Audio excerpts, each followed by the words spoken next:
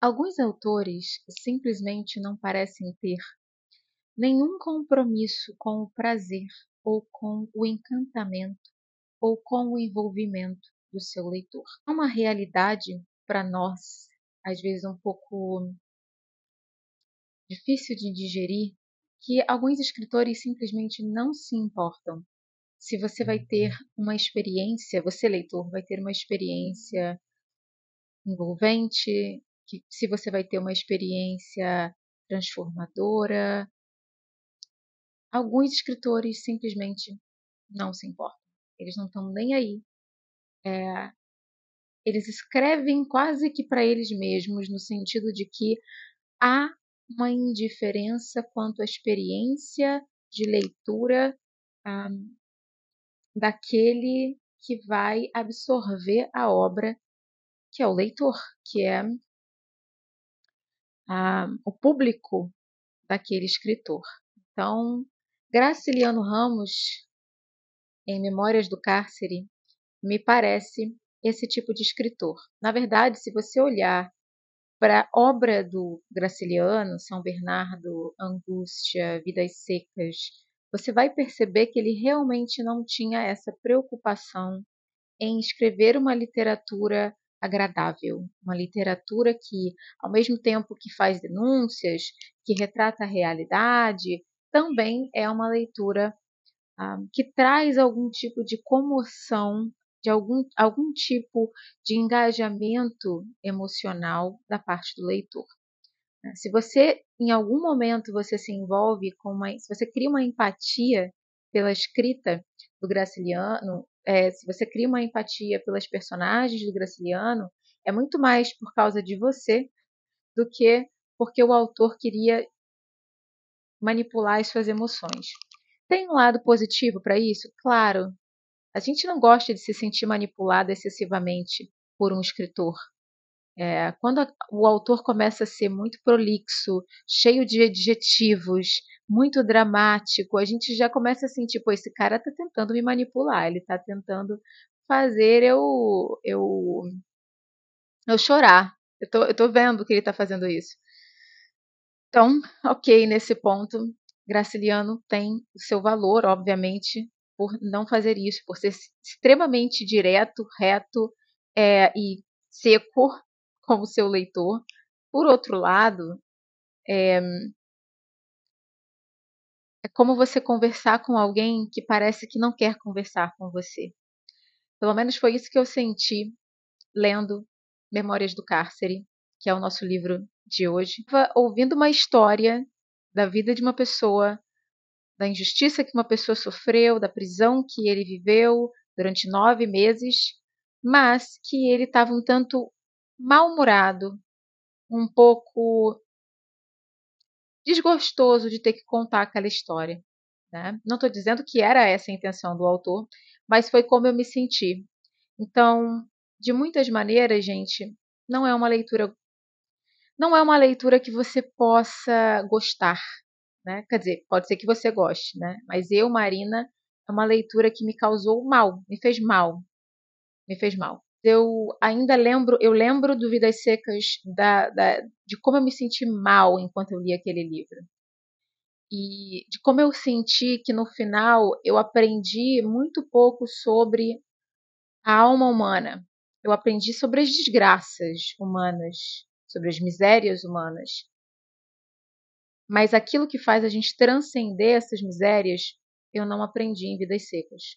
Pode ser que eu mude essa opinião relendo o livro, mas Memórias do Cárcere, sem dúvida alguma, não é um livro que me faz ter uma experiência esperançosa sobre o homem. Porque o narrador, o nosso contador da história, é uma pessoa bem amargurada, bastante pessimista, bastante indiferente com a vida, né? Como se ele já tivesse, ele chegou num ponto, né? Ele chegou numa percepção de que pouco realmente vale a pena a nossa estima, a nossa atenção. Então, já no segundo volume do livro, você começa a ter essa sensação. Aqui é o segundo volume. você começa a ter essa sensação de que ele não se importa com absolutamente nada. E não é porque ele foi preso. Ah, Marina, foi a prisão que fez ele ficar essa pessoa meio apática. Não, ele já começa o livro apático. Quando você começa a narrativa e que ele diz que ele vai ser preso, ele estava sabendo, as pessoas avisaram a ele, ele ficou esperando a polícia chegar, porque havia uma certa apatia ali. Tanto faz como tanto fez, se eu for preso ou não, a minha vida é tão ruim quanto uma prisão. Essa é a percepção logo de cara que você tem, que vamos dizer, eu, Marina, tive. Ele, em alguns momentos, ele diz que ele não queria ser solto. Ele tinha um pouco de medo de ser solto, de o que eu vou fazer depois da prisão? Então, é como se a vida ela não tivesse uma série de espaços de criação, de fertilidade. É uma leitura estéril em muitos sentidos, com alguns vislumbres de salvação que eu vou mencionar aqui, pelo menos para mim, mas que, como eu falei, é uma experiência extremamente desagradável de leitura. E não é só porque é uma história de cárcere, mas é porque é uma história de niilismo, de um certo nível de falta de amor à vida, sabe, gente? Eu não posso ficar com medo de falar, eu posso falar mal. Na verdade, é importante dizer que eu não digo que o livro não é bom. O livro é bom. O livro é muito bem escrito no sentido de que o Graciliano tinha uma capacidade de fazer você sentir coisas, especialmente coisas ruins, incrível. Mas ele tinha muita dificuldade de cativar o seu leitor. E ele mesmo sabia disso. Tanto que ele menciona durante Memórias do Cárcere, ele menciona que os livros que tinham na prisão, dos livros que tinham na prisão, os dele nunca eram tocados. Os presidiários preferiam ler Jorge Amado, Jubiabá, histórias mais cômicas, histórias mais leves, mais imaginativas. Mas a gente entende por quê. Porque essas histórias trazem uma espécie, obviamente, de entretenimento e também de esperança. O humor é uma forma de esperança, né? Se eu posso rir até de uma coisa esdrúxula e ruim, a vida ainda faz sentido, né? Mas ele não era um homem bem-humorado. Graciliano era um homem bem mal-humorado, bem sorumbático. E é isso. Essa vai ser a conversa que a gente vai ter hoje. Sejam muito bem-vindos a mais um vídeo aqui no Flores de Leitura.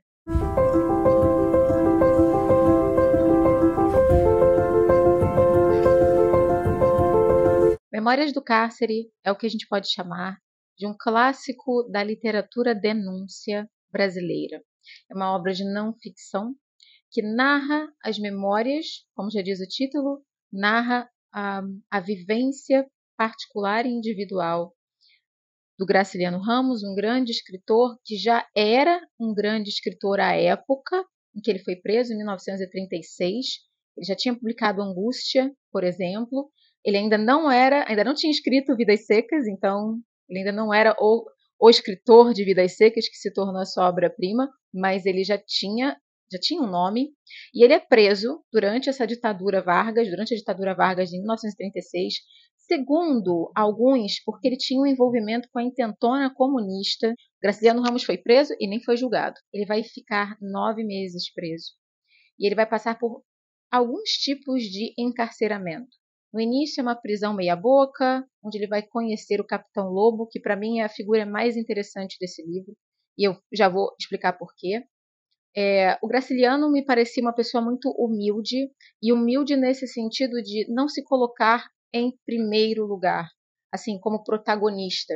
Mesmo quando ele vai escrever esse livro, você vai perceber que os melhores momentos da obra são os diálogos. Portanto, os diálogos eles mostram que o foco está nos outros e não nele, né? Se a gente tem, na minha opinião, tá, a melhor característica de uma obra real, né, de uma obra que não é não ficção, é uma obra histórica, é uma memória, né, são memórias, são relatos pessoais. E essa pessoa destaca demais outras pessoas, que é o que ele vai fazer. Vários personagens se destacam durante essa obra, é porque o narrador é uma pessoa extremamente humilde.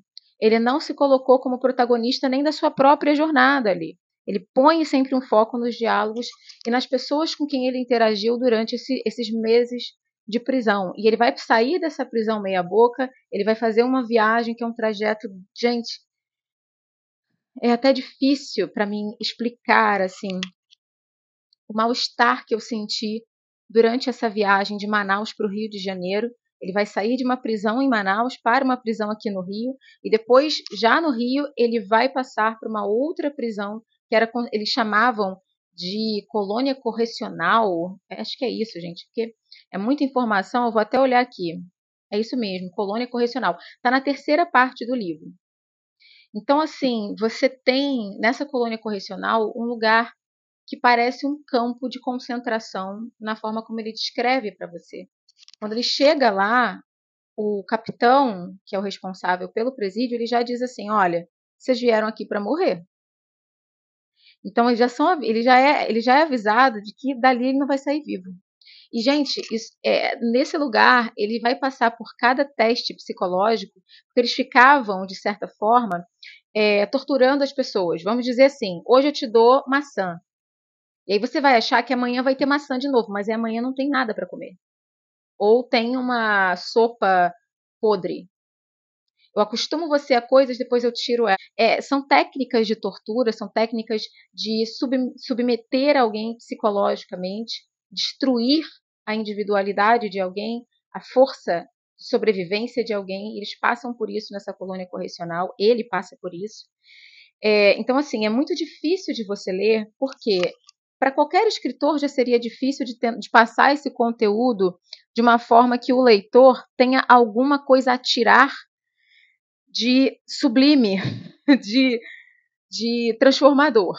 Né? Mas para o Graciliano era ainda mais difícil, porque ele é uma pessoa que tem uma tendência, pelo menos assim, gente, eu não conhecia a pessoa, mas ele se apresenta como alguém pessimista, uma pessoa que é ateia, não crê em nada, não tenho nada contra Deus, só para deixar claro, mas o problema é o seguinte: quando eu não tenho uma visão transcendente de nada, quando eu sou um nihilista, quando eu sou uma pessoa que nada significa nada, nada tem valor nenhum, Deus está morto, nada tem um significado, é uma narrativa suicida, quase. Claro que ele não era. Ele tinha muita força de sobrevivência, mas ele se via dessa maneira, um tanto sem espírito. Alguma coisa não estava mais se mexendo dentro dele, que a gente chama de espírito. É o que dá vida, né? O que faz a gente se mexer. Então, nisso, ele me lembrou muito um livro que eu li no ano passado, que se chama O Estrangeiro, do Albert Camus. Em O Estrangeiro, o Albert Camus, que era um cara ateu, que falava sobre absurdismo, que falava sobre um existencialismo em que até a última consequência nada importa, nada, tudo é indiferente. Tem inclusive um discurso do personagem desse livro, o Meursault, em que ele vai dizer isso. Nada significa nada, portanto, eu sou indiferente a tudo. E a sensação que eu tive lendo várias partes, principalmente o segundo volume de Memórias do Cárcere, foi a mesma sensação que eu tive lendo O Estrangeiro, do Albert Camus. E é uma sensação muito ruim, uma sensação de vazio, é uma sensação de buraco, e que nada ali você consegue ver de uma forma com perspectiva de que algo positivo pode vir dali. Tipo, eu consigo tirar um bem do mal, se eu quiser. Quem me mostrou isso foi Dostoiévski em Memórias da Casa dos Mortos. Né? Nesse livro, ele vai narrar de forma autoficcional, ou seja, ele vai criar um personagem, mas vão ser as experiências que ele passou num campo de concentração siberiano, descritas aqui. E quando você lê esse livro, você questiona como ser humano de verdade, não só nascer humano, mas ser humano. Que é uma coisa que Cristo dizia, né? Cristo dizia: vocês têm um coração duro, vocês têm que ter um coração de carne de novo. Então, nascer humano não significa muita coisa, a não ser que você exerça a humanidade. E o Dostoiévski vai falar sobre essa necessidade de humanidade com aqueles que nós não concordamos, com aqueles que cometeram crimes, com aqueles que não são pessoas que estão perfeitamente encaixadas no mundo, E é ali que você descobre que você é humano, quando você trata de forma humana aquele que ainda não, tecnicamente não age como um ser humano. Mas se você não tratá-lo com humanidade, como ele vai se tornar alguém melhor? Né?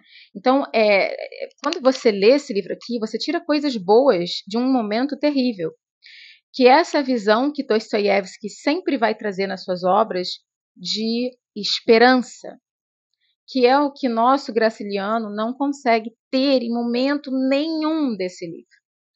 É sempre tudo muito, muito pesado, sabe? A leveza o escapa de todas as formas possíveis. E é claro que você pode dizer, Marina, pelo amor de Deus, olha a situação do cara, ele está preso, ele está tá passando fome, ele está sentindo dor, ele tem um problema, ele tinha um problema já que era dele, né? De uma cirurgia que ele tinha feito anos antes, que ele sentia aquelas dores, ele, enfim, pô, tu queria que o cara estivesse feliz, tu queria, só que gente, isso não está acontecendo ali. O Graciliano escreveu esse livro quase mais de 20 anos depois dessa situação que ele passou. Quer dizer que talvez ele tivesse tido tempo para perceber tudo isso de uma outra forma. Talvez ele tivesse tido tempo, durante esses mais de 20 anos, de olhar para aquela experiência com algum tipo de esperança, de portas abertas para autoconhecimento, transformar a água em vinho, simbolicamente falando, tentar entender como aquilo o tornou talvez até um escritor melhor, ou fez ele entender melhor as nuances humanas, porque ele vai conviver com muita gente magoada, gente ferida, várias atitudes da natureza humana vão estar ali para ele. Ele mesmo diz isso, ele escreve sobre isso no cárcere.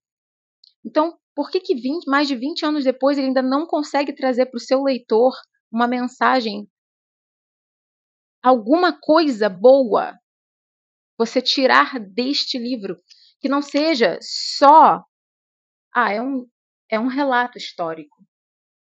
Tá bom. E eu quero deixar muito claro que eu tiro o chapéu para o Graciliano, no sentido de que foi o que eu falei, ele tem um poder narrativo de sensorialidade, fazer você se sentir mal, fazer você sentir fome, você sentir secura, sede. Ele faz isso em Vidas Secas. Mas é só isso.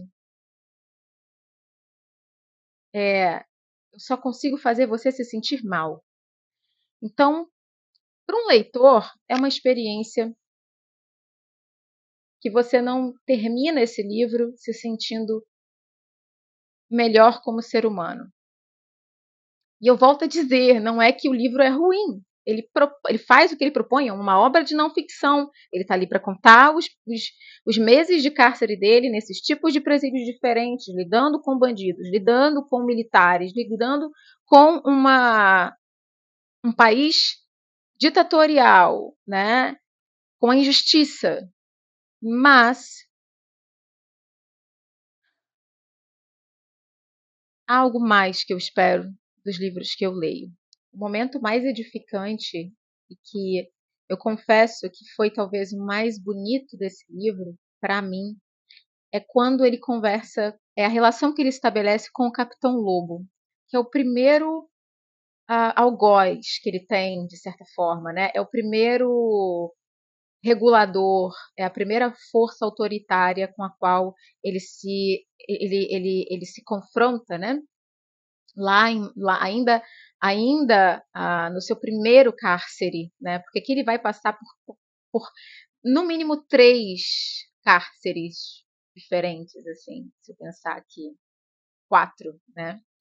Mas esse Capitão Lobo é um cara que ele espera que seja um fascista, na opinião dele. Só para deixar claro, Graciliano Ramos foi preso porque tecnicamente ele era considerado um comunista, tá? E ele já de cara olha para esse Capitão Lobo e ele diz: esse cara é um fascista, esse cara é isso, esse cara é aquilo, esse cara.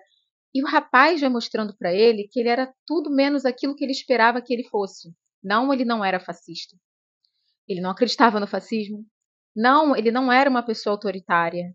Muito pelo contrário, ele era uma pessoa muito atenta, muito interessada no Graciliano e preocupada com o Graciliano, porque ele tinha consciência de que aquilo era injusto, de que aquele homem era um homem idôneo e que ia parar no meio de uma prisão.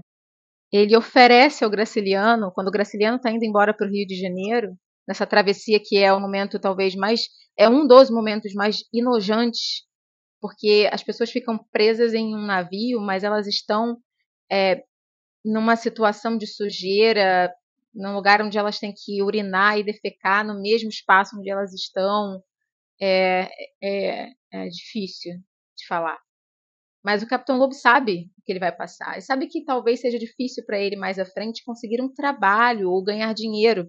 Porque o Graciliano, além de escritor, ele era um funcionário público. E ele não ia conseguir aquele cargo novamente. Então o Capitão Lobo oferece dinheiro a ele. Olha, eu tenho um dinheiro guardado e eu queria oferecer a você. Gente, o Graciliano Ramos não entende o que estava acontecendo. Ele nunca tinha topado com uma pessoa como aquela na vida dele. Como assim o meu inimigo está me oferecendo dinheiro? E ali você tem talvez o momento mais bonito em que os preconceitos do Graciliano caem por terra, ele se sente desconfortável e envergonhado perante o Capitão Lobo, porque a grandeza daquele homem faz ele se sentir pequeno. Novamente eu destaco a humildade do Graciliano Ramos em narrar isso, né? E eu fiquei muito emocionada, eu até queria ler para vocês aqui. Nada pior do que nos encontrarmos diante de uma situação inexplicável. A exceção nos atrapalha. Conflitos internos, zangas, ressentimentos levam muitas vezes um indivíduo a combater os amigos da véspera. Difícil era conceber que alguém se despojasse voluntariamente em benefício de um adversário. O que ele está dizendo é, cara, às vezes você tem amigos que não aceitam que você não concorde com eles. E, no entanto, aqui estava um inimigo que estava oferecendo ajuda a ele. Afinal, Capitão Lobo devia ser muito mais revolucionário que eu. Existe uma revolução, existe um ser revolucionário amoroso, né? Inclusive é o tipo de revolução na qual eu acredito, porque esse amor, tratar o outro com esse cuidado, foi o que revolucionou alguma coisa ali naquele momento nas ideias do Graciliano, né? Arrumava no interior palavras de agradecimento que não tinha sabido expressar. Na frente do Capitão Lobo, quando o Capitão Lobo oferece, ele não sabe o que dizer, ele fica, não quero, não preciso. Ele foi um tanto orgulhoso. Realmente, a desgraça nos ensina muito. Sem ela, eu continuaria a julgar a humanidade incapaz de verdadeira nobreza. Então ele aprende que a humanidade tem nobreza. E ele depois esquece. Porque ele não conseguia ver nobreza nele mesmo. Então, se eu não tenho nobreza, ninguém mais tem. Ele vai esquecer do Capitão Lobo muito rápido e entrar novamente nesse pessimismo sobre a humanidade logo mais à frente. Eu vou narrar para vocês também esse momento. Que eu queria que ele tivesse aprendido alguma coisa com o Capitão Lobo, mas chega no segundo volume e ele está na colônia correcional e ele conhece um golpista. E o golpista está explicando para ele como que ele daria um golpe no Graciliano. Porque o Graciliano fala, eu não cairia em golpe, meu amigo. Eu não sou de cair em golpes.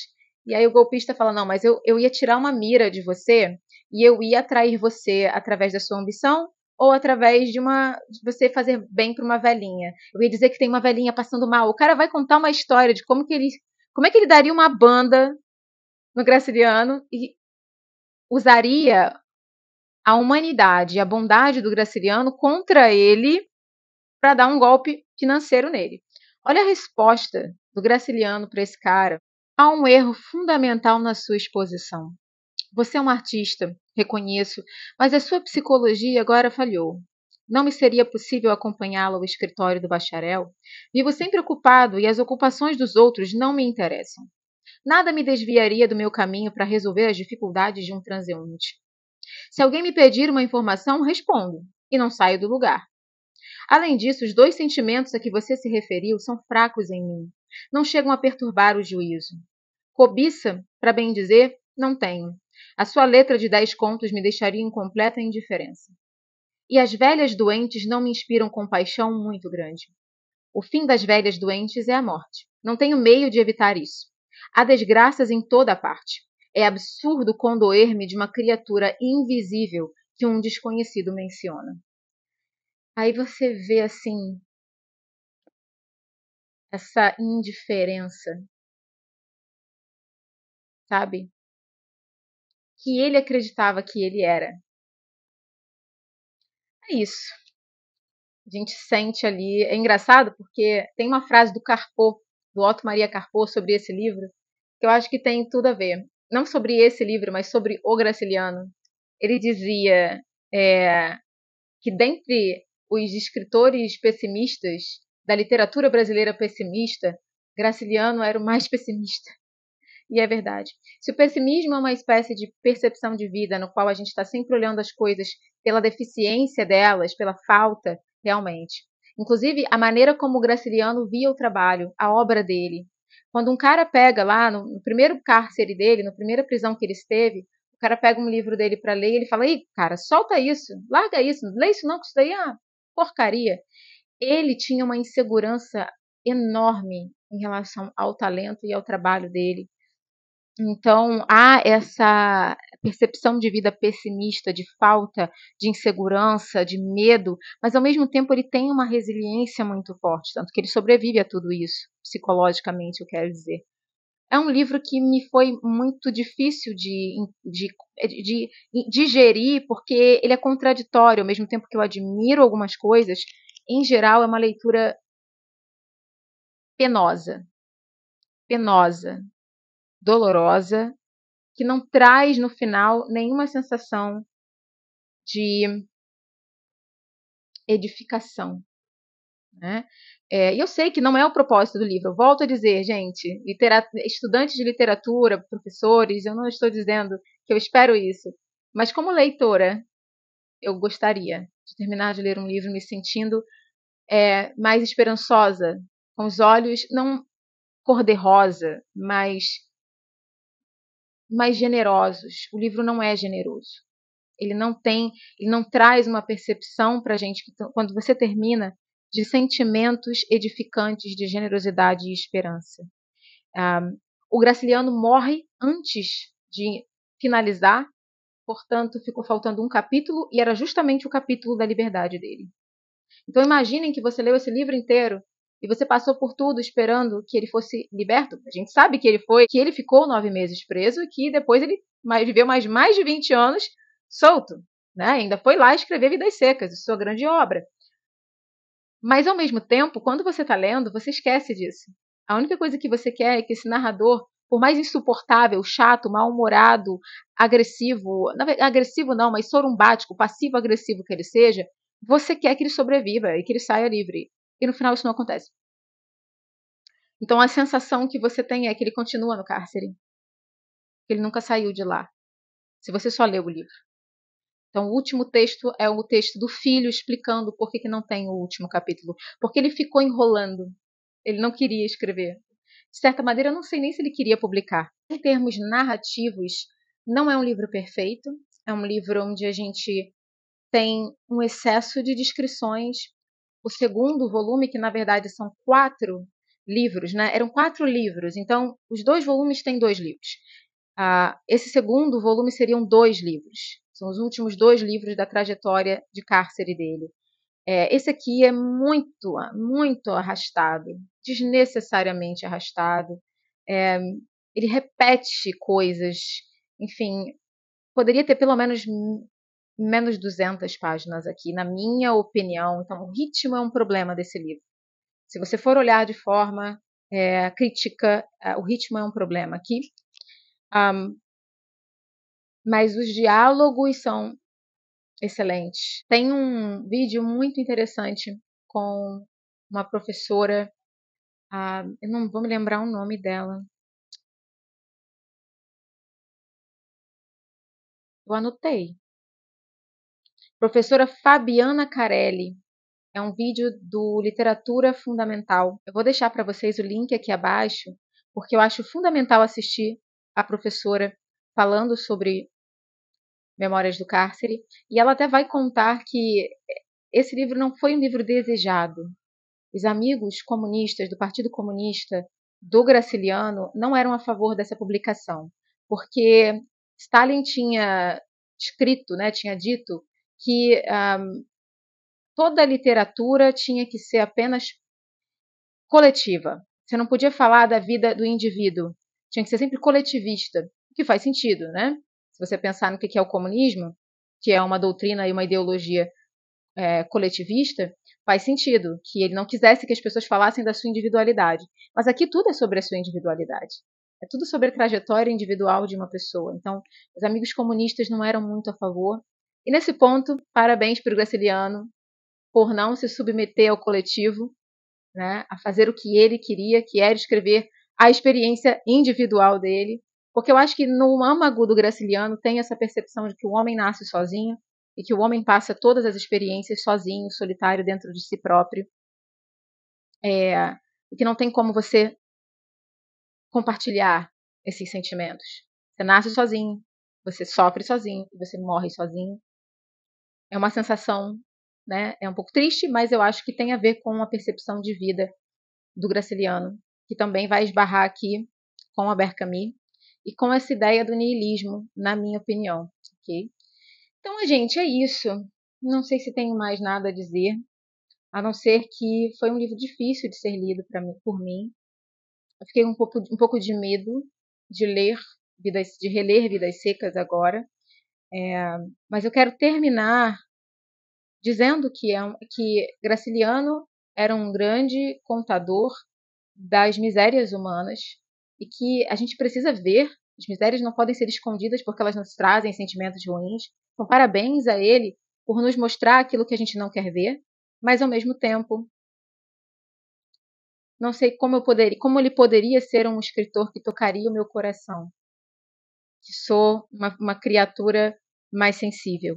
Ainda assim, agradeço a ele pelo trabalho e espero que vocês tenham tido interesse. Não sei se vocês vão querer ler, mas fica aqui a indicação, porque cada um tem a sua própria experiência de leitura e eu não me arrependo de ter lido. Inclusive, eu parava de ler e dizia assim para minha mãe, eu falei, gente, eu não vou continuar lendo esse livro, eu vou parar de ler esse livro. Aí eu fui ver um filme, fui fazer outras coisas, mas eu sentia uma preocupação no meu coração. Eu preciso terminar esse livro, preciso terminar esse livro. A minha preocupação era ele. Ele está preso. Como é que eu posso? Eu estou fazendo as coisas na minha vida, mas a minha cabeça está no Graciliano preso. Então vejam que ele tem um poder narrativo importante que um escritor deve ter. Ele entra na sua cabeça. Não é exatamente uma presença gostosa, mas é uma presença ainda assim. Né? Um beijo para vocês, a gente se vê no próximo vídeo.